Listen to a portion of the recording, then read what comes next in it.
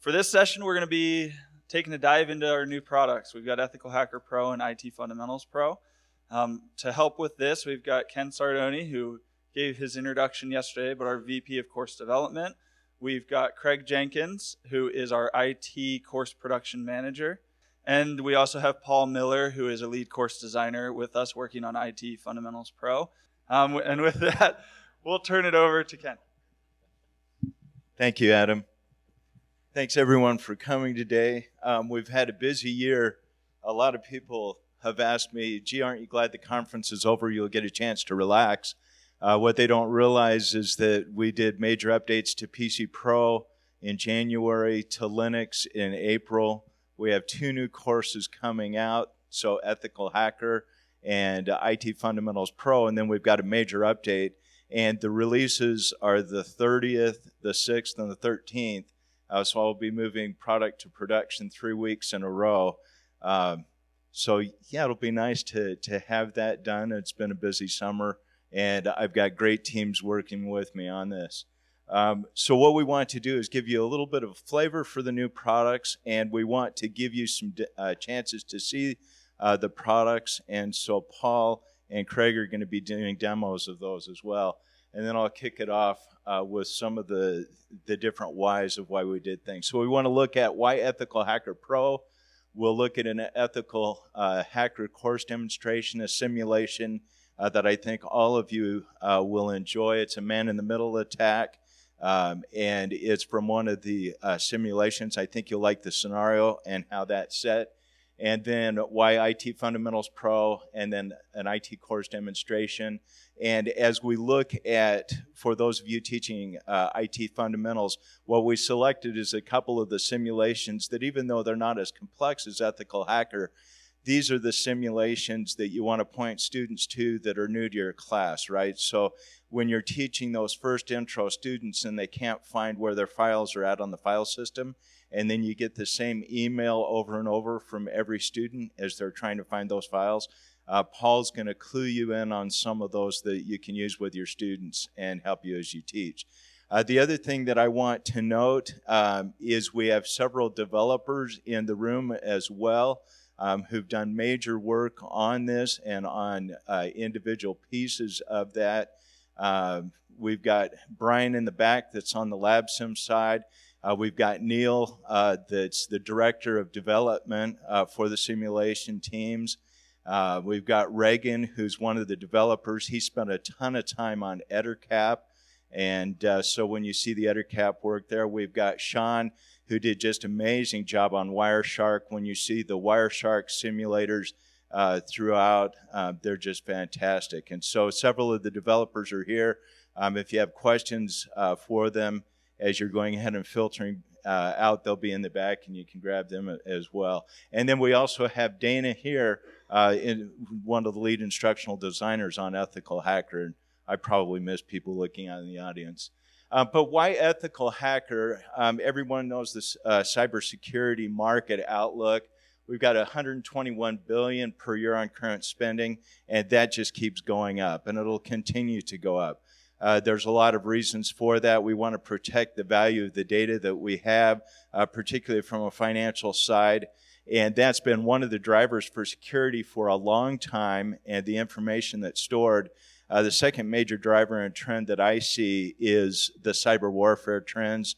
If you've been watching the last couple of weeks, it's very interesting to see the cyber warfare between the United States and China and Iran. The other thing that's been fascinating to me on that is seeing the new relationships that China and Iran are developing.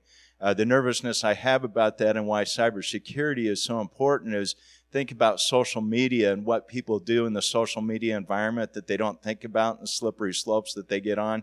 Now we've got a cyber warfare environment, a cybersecurity environment where people can do the same things. So the training is very important, and I think we'll see more of it.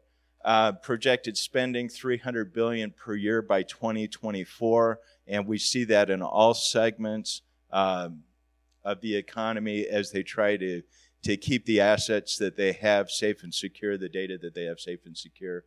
The other thing that's amazing to me about this is how much individually in our home computing environments, we think about security. For several years, I wrote a column for a business magazine, and it was a monthly column on security issues, and I thought, oh, I'm pretty cool, right? No one knows this, and I'm teaching the security things, and then the market just kind of went crazy, and everyone had to figure out security. And one day I had just finished an article. It was on one of the worms or viruses that was going around.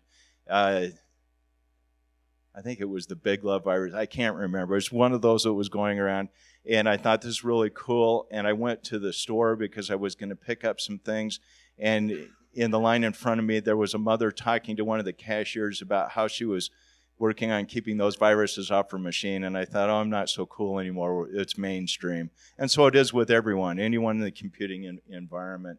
And then we see 12 to 15% growth is expected through 2021. And an estimated 2 million global cybersecurity job shortages for qualified people, and then the average salary levels for penetration testers. So a lot of motivation there. The other thing that's interesting about this course is having a hands-on learning in a safe, legal, and secure environment. A couple of reasons for that. The students really like cybersecurity. It's cool. They want to practice it. And they tend to practice it on their work networks or on other networks. And of course, then intrusion detection goes off and they get into trouble, or they get into malware and some of the things, and they bring that back into the organization, which is a huge problem. The other problem that they don't realize is how AWS and Azure are protecting their systems, and if they get caught doing things there, then they get blacklisted from those sites, and then that affects their ability to be able to work. And it's easy to see how that happens. When I was in high school, we had a great computer science faculty member. He had been in industry for a lot of years. He was finishing up his career teaching high school, and he had come out of the IBM genre, so three-piece suit every day to school, except for he had cowboy boots with it, which was hilarious, and you can imagine what we did. But he talked one of the local banks into donating an old NCR 500 computer to the high school. And if you remember the old NCR 500 computer, it had the bank for the memory cells and the lights, so that when you hit memory, the lights would go on. And of course, being the wonderful computer science person I was, it's like, cool, I got lights. I can do messages with the lights. With the adolescent brain that I had in high school, some of the messages were uplifting, some of the messages not so much. The other thing that he set up was a time-sharing relationship with the college, and a lot of times it would go down in Flickr. And so I thought, oh, I can emulate this. And so I wrote a little emulator program and had it set up, and in about 4 days I had all the students' passwords in the high school. And at that time they thought it was funny. The university was, oh, we can't wait till you're ready to come join our programs. Now your students do that, and yeah, it's just a huge problem. So this safe environment's a big deal. The other problem is when you try to set up as a faculty member security environments for your students to work in, that can become really difficult. There's a lot of moving parts, and trying to have to reset those parts as you're demoing to the students becomes very difficult, and then the students trying to reset them. So the simulated environment is safe and secure, which is nice. It also gives you the ability to have an environment that's safe for people to practice in, and then to stay away from some of the problems that we've talked about. The other thing that's in the course that we tried to put in is we wanted to make sure it wasn't just about the technology and just about the security pieces, but that it was also teaching the students about process, and particularly about the attack process. And as we go ahead and look, it's important for the students to understand what are the reconnaissance phases. What do they do in those phases? How do they go ahead and attack a company? And for a time in my career, I ran some Tiger teams for security. Typically, we would only hack at one organization, and then they would switch each other. They were testing, and we'd do different organizations. There was one organization that my teams got to hack 3 times. The first 2 times, as we were doing our reconnaissance, we did all technical hacks. And we really frustrated the security managers, and one of them was kind of pompous. And so before the third year, he wrote all kinds of software to make sure that anything that happened in memory was identified. Any ghosting, trailing, he was able to pick up because he was not going to let us hit it. And he had a couple people on his staff that really didn't like him, and they kind of liked us, and so they leaked to us that this was going on. And so the third year, all of our exploits were social engineering. And then each time we nabbed a password during the attack cycle, I'd call him up and I'd say, oh, I've got another one. And he said, how did you do that? We've done all this. And I said, well, I heard you did that. And so, gosh, we created some programs to get around ghosting. And so he was like, no, I'm going to stay up all night and watch this. Well, at the end, when we did the outbrief, we had about 120 passwords, and we told them that all were social engineering exploits. The language there was not so cool, and the frustration. But again, students need to know in the reconnaissance how to go ahead and do that, how to identify the weaknesses, where to go. The scanning phase is they go ahead and scan once they identify from reconnaissance different attack points, what they might want to do. Then being able to gain access and going ahead and escalating that access, hitting the different parts of the systems that they want to hit, being able to maintain that access. And that's becoming a bigger and bigger deal, particularly in financial fraud, especially for small companies. You'll get hackers in, they'll go ahead and maintain access for quite a long time. They'll find out emails that the CFOs are sending to the accounts payable people, and then they'll do a spoof after about 6 months. And we've had several medium-sized businesses lose millions of dollars for that, thinking that they're paying against payables that the CFO has outlined. I've got a buddy who started a very large company. He's CEO of that company, and he was on a cruise. He had taken his company on this cruise, the salespeople, for recognition. And there was a $30,000 hit that was like this, and the accounts payable person said, well, gee, they're out on a cruise. I don't know that they would even have gone ahead and sent that. Fortunately, they contacted him on the cruise, and he said no and don't pay that. I know of a couple of other companies here in the Valley that had the same thing happen, and they paid out and ended up losing it, so they've had to change policy on that. So that maintaining access is a big deal, and then covering the track. So as you're teaching your students, make sure that not only do they know the tools and technologies, but they know the attack methodologies and why they're there. The other thing to teach the students about is, if you go through the ethical hacker training and the certifications, or pen test for CompTIA, or any of the others that are out there, sometimes the students will say, well, this is an old hack. It's not used anymore. Well, we still love studying those old hacks, because then new technology comes along and you can apply them. Nowadays, with the password protections that we have, you're typically not able to go ahead and do the same hacks that we used to be able to do. Until Bitcoin came along in the Bitcoin wallets, and some of the people that have done the major hits on Bitcoin said, well, gee, people are going to manage their wallets the same way they manage their passwords before you had the operating systems really going ahead and enforcing password security. And so they were able to move $40 million from Bitcoin wallets using that hack that we figured out in the operating systems how to handle 20 years ago. And so, again, you want to teach those to the students, because as new technology comes along, particularly as IoT comes along, you've got security vulnerabilities and holes. I mean, imagine all the IoT devices where you've got Linux kernels on them, and no one thinks to go ahead and make those Linux kernels secure. So making sure that the students understand those, and then being able to apply them. And then as we go ahead and go through the course, these are the different phases and what happens during the phases, and you'll see the course organized by these phases as the students go through. So again, making sure that they understand what they're doing as they go through each of these different phases.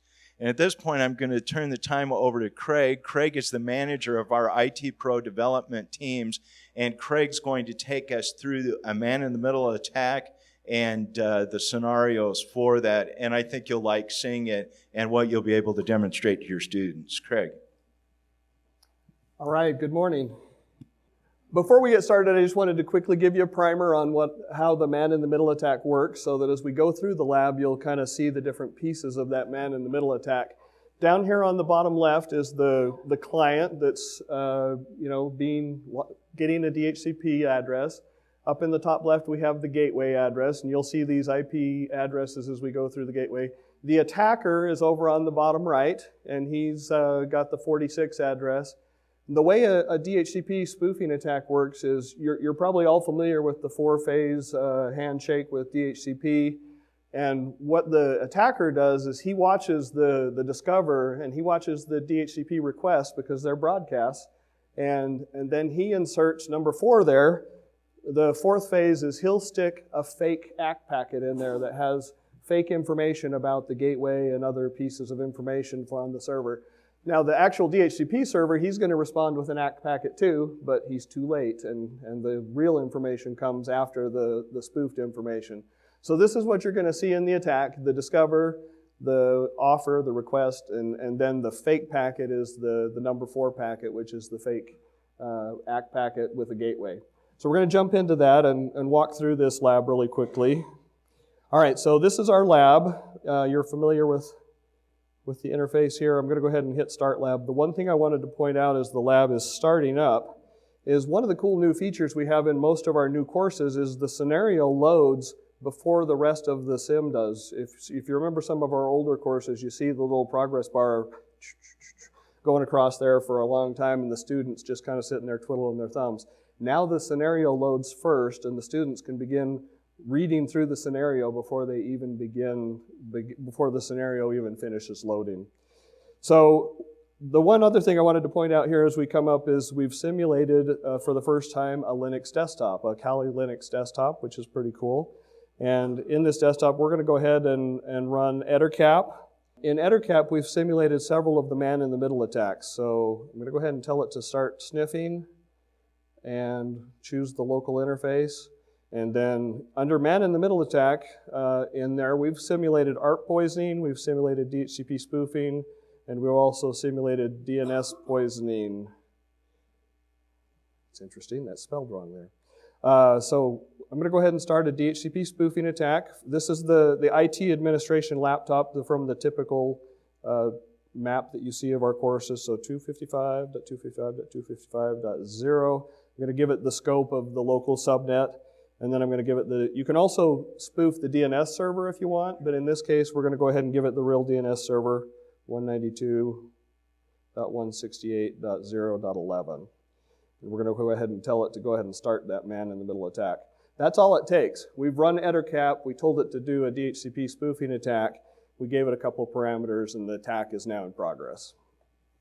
So the cool thing about these labs also is that not only can you do the attack, but you can let the student go look at the other side and see the effects of the attack. So the effects of the attack, we're going to take a look at a different machine in the office to see how the attack is affecting that machine. So we'll go over to the support computer, which happens to be a Linux computer also, and we'll take a look at how that works there. So I'm going to go ahead and bring up Wireshark. This is a Wireshark simulation, which looks amazingly like the real Wireshark. And in Wireshark, the first thing you need to do is select the interface that we're going to capture packets on, and we'll tell it to go ahead and start capturing packets. And you can see that it's capturing packets, simulated packets. We don't have a real network behind this, but the other thing, you can go ahead and put in a display filter. So we've simulated a pretty wide range of display filters, a pretty robust feature set there. For DHCP, we want to use the boot P filter. And the boot P filter, we'll go ahead and hit that and notice that right now we don't have any boot P traffic, but we'll go ahead and generate some. The student gets a chance to generate some traffic and see what this is going to look like. So we'll go ahead and open up a terminal window. I'm going to go ahead and bring the interface down. And then we'll bring it back up. And in bringing the interface down and back up, it's going to request a DHCP address again. So I'm going to move over here to Wireshark, and if you look at Wireshark, you'll see that we've captured the packets from that DHCP exchange. We're seeing them as part of the boot filter, the boot P filter, showing us just the DHCP traffic. And you see the broadcast, you see the offer coming back, and then you see the next broadcast, and then you see 2 ACK packets, like we talked about in the diagram. There's 2 ACK packets. You have an ACK packet that came from the attacking machine, and if we open up the Bootstrap protocol piece down here, all of the pieces of Wireshark, even the details of the packet, are simulated. And when you open up the router, you'll notice that the router that was offered in the fake packet is not the 05 router, it's the 06 or the 46 machine, which is the attacking machine. So that attacking machine has sent a packet to the client saying, hey, this is your gateway. 46 is your gateway. Not 5, it's 46. So send all your stuff to the 46 machine, which happens to be the attacking machine. Send all your traffic to me. And that's what it does. So you could also look a little more detailed in some of these packets if we go down into here. You can also see that the MAC address is here.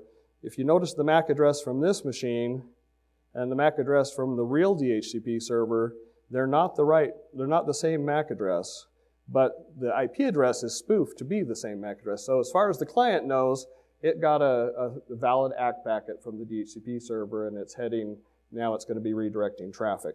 So that's kind of a cool way to be able to see. You can actually see in Wireshark the details of the packet and the MAC address and the IP address and the information that's coming from that DHCP server in Wireshark.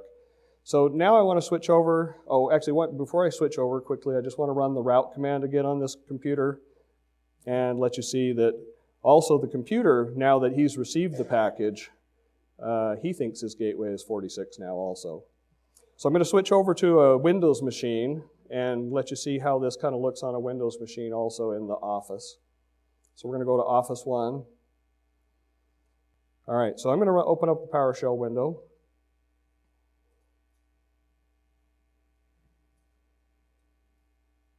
I'm going to go ahead and do a Traceroute. One of the other things that we've simulated, which is kind of cool in this course, is you're probably familiar with PC Pro. We have the Office network. You get to Network Pro. We have the Campus network. You get to Server Pro. We have the 2 campus networks. And with Network, or this Ethical Hacker Pro, we had to simulate some external web interface pieces. We've got the Corp server has external web servers. We have external other web servers that they can hit that are out on the internet. So we've done a more complete job of simulating the whole internet outside of CorpNet. So I'm going to traceroute to RMK Supplies is one of the website that's out there. And if you notice on this traceroute, right now it's going to 192.168.0.5. So we'll go ahead and do an IP config release renew here.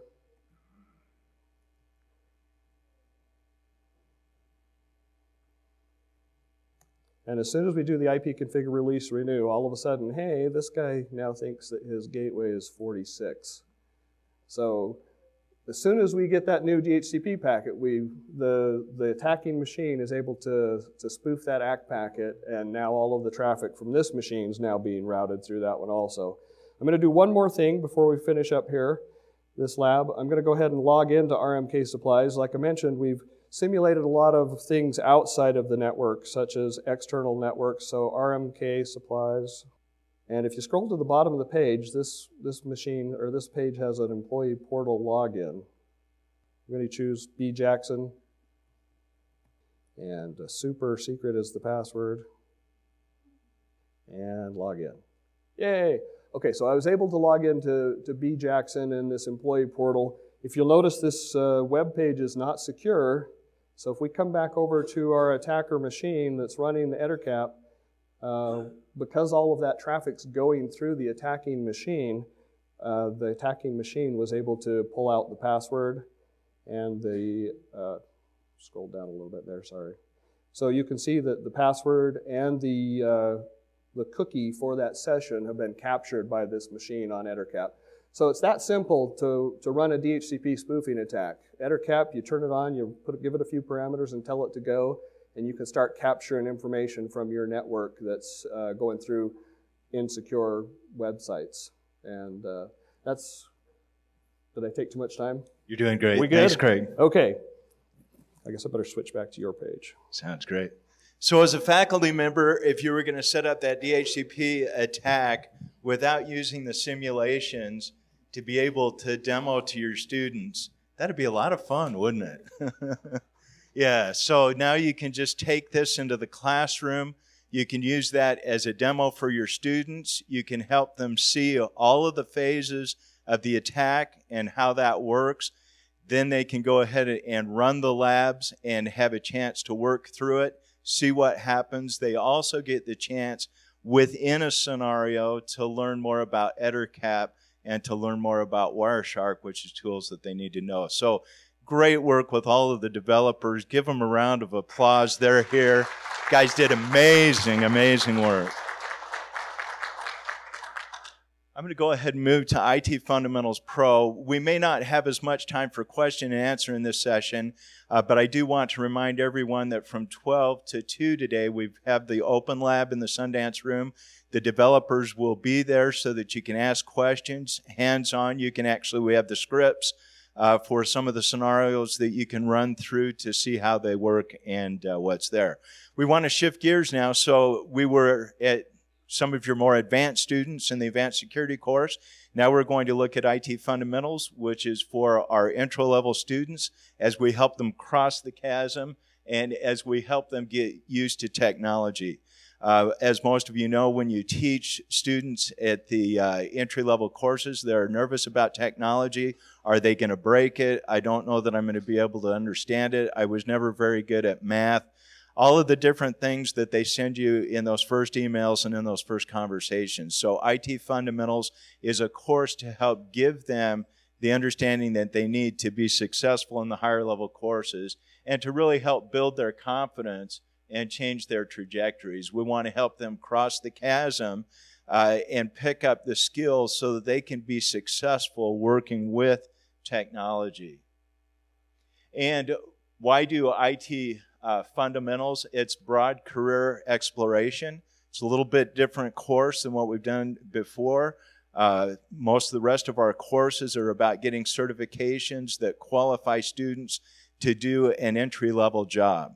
And this is really one of the first courses, it and the Office Pro courses, where we're starting to develop classes now for students to help them do the scaffolding to lay the foundations to be able to prepare to do the courses that would get them to those entry-level jobs. Now, I'm going to turn the time over to Paul to talk about the highlights of the course, and then he's going to jump into some of the simulations.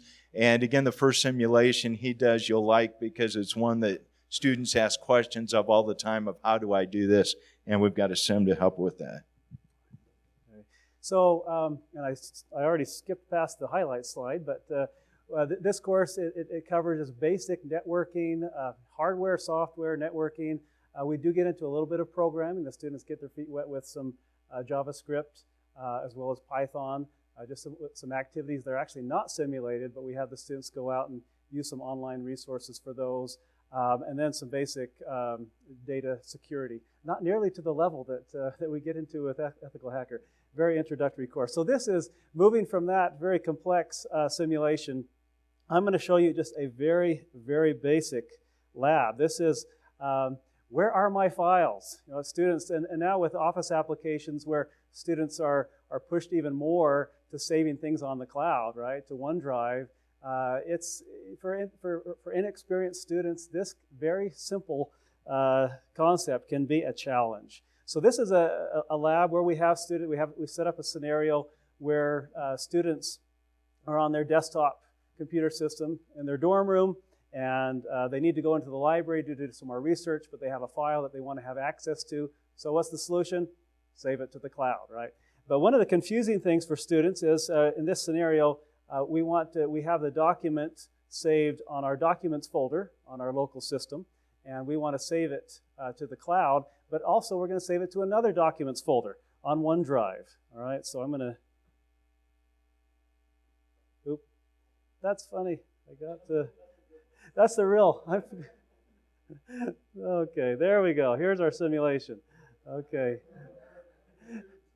So, yeah, students may have some questions at this point, right? Where is my simulated file manager? So let's bring it up here. So you can see here we have our documents folder, Again, very simple lab, but very helpful to reinforce some very basic ideas. All right, so we can access the documents folder there. It's also, the same one over there. So there's our document. But we want to just copy this document over to OneDrive. All right, so I'll do the Control-C, and I'll put it on the cloud. And there it is. That is it. That's all we do in this lab. We want students to come through having a good experience, having success. We don't want them going through, especially at the beginning of the course, complicated scenarios, and they're going to struggle. Here it's it's a simple idea. They can say, I'm done. I can copy a file from my local system to the cloud. So that's just one example, again, of a simple lab. I'll show you another one.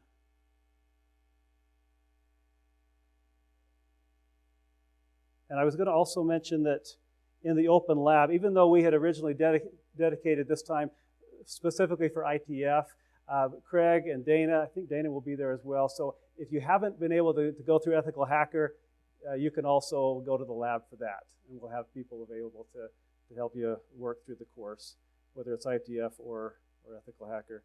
Okay, so let me just show you. I think we may still have a few minutes for questions if I can go through quickly. So this is a lab where we have the students update a driver, but it's for their network adapter. So we're going to have them put the driver is going to be on their thumb drive, and so we'll bring in some hardware here, the hardware as well as the software, and the students will need to know, they will need to understand how to use our hardware simulator, which it doesn't take that long, but then they can go back and forth between the software and the hardware. So I'm going to just demonstrate this lab. So we have the driver right here on the thumb drive, and this is going to be, this is the let's see if I can find it. It's very small, right? So let's see if I can find that. There we go. Yes, and I could do, you can't see that very well, right? But it was there. So I have my thumb drive inserted, and so now I'll switch to the operating system. And I'll bring up Device Manager. And this is still the simulation.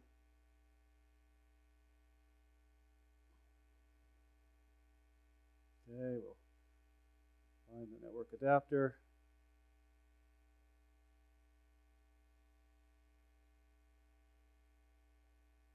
Update the driver. And now so the students, again, keep in mind that these are inexperienced students. So being able to accomplish this is actually, it'll be a fairly good accomplishment to be able to navigate the file system, right? So let's go ahead and browse and find our thumb drive. Select it. Found it.